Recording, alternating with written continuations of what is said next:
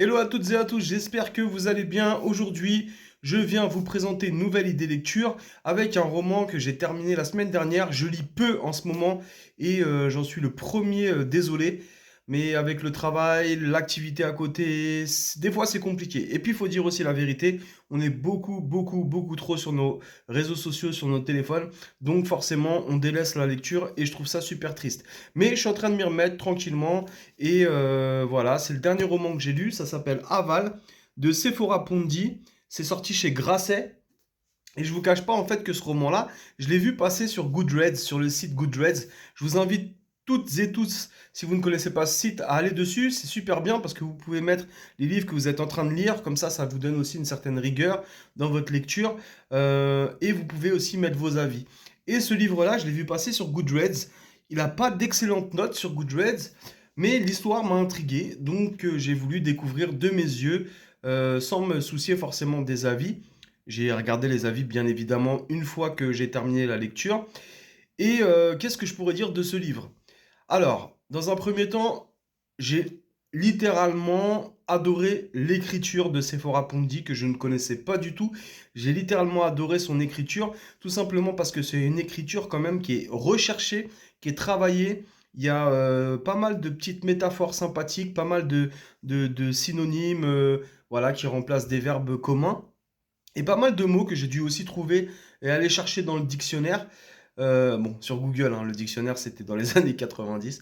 Mais en gros, j'ai dû parfois m'arrêter dans ma lecture pour aller chercher le mot. Donc ça, j'aime bien. J'aime bien aussi découvrir des mots. Ça me permet d'élargir mon lexique et mon champ lexical et d'élargir mon vocabulaire. Donc déjà, dans un premier temps, j'ai beaucoup aimé le style d'écriture de Sephora Pondi. Dans un second temps, j'ai aimé la dualité de l'histoire, c'est-à-dire il y a des passages avec le jeu, il y a des passages avec le il. Donc c'est raconté selon deux formes différentes en fait de protagonistes, et ça j'ai beaucoup aimé aussi. Par contre, il y a quelque chose que j'ai pas forcément apprécié, mais je peux pas vous le dire sans vous spoiler, mais en gros, j'en aurais voulu plus. C'est un livre qui met mal à l'aise. Certains passages mettent mal à l'aise dans un premier temps, mais moi, je suis friand de tout ça et j'en aurais voulu vraiment plus, plus détaillé, et j'aurais voulu plus de. J'aurais voulu une autre fin. Je vous le dis tout de suite, sans jeu de mots. Aval, fin, bref, c'était nul. Donc, je vais vous lire la quatrième de couverture et puis ensuite, je vous lirai un extrait que je vais prendre au hasard dans le livre. Juillet 2018, soir de la finale de la Coupe du Monde de football. Un jeune homme se cache dans les WC d'un centre commercial, les mains couvertes de sang. Il se fait appeler Tom. Ce fils unique de 29 ans, de son vrai nom Romain Marais, est un étudiant égaré et érotomane aux prises avec d'étranges désirs de dévoration. Érotomane, c'est quand on pense que quelqu'un est amoureux de soi et on se persuade de voir des signes, etc. pour ceux qui ne savent pas. Actrice noire en pleine ascension, l'âme se livre à des séances d'hypnose pour soigner un eczéma qui la ronge. Plongée dans un état second, elle revisite son enfance en banlieue, ses premiers émois, ses rêves de cinéma et tente d'échapper au sentiment de menace qui la hante.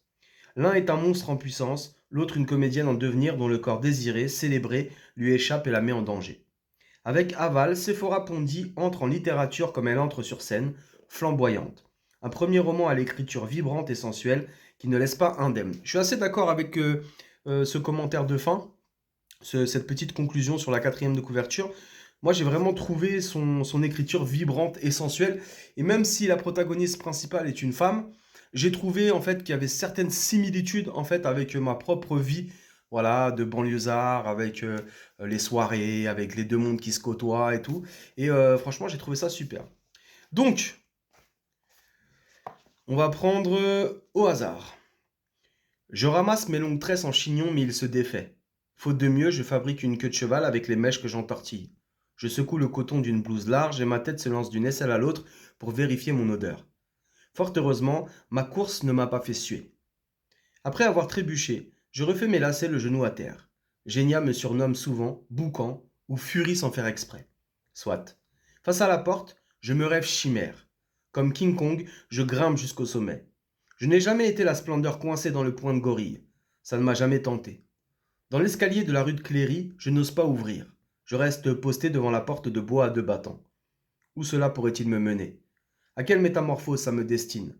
Vous qui entrez ici, on connaît la suite. Mes parents me répètent qu'il faut se méfier de ce qu'on désire le plus. Il faut se tenir prêt à assumer ce qu'on appelle de nos vœux. Apparemment, les destins scintillent puis s'éteignent et personne n'en revient. Me voilà prête à prendre le risque. À peine inaugurée, l'école Jankovic charriait déjà beaucoup de fantasmes.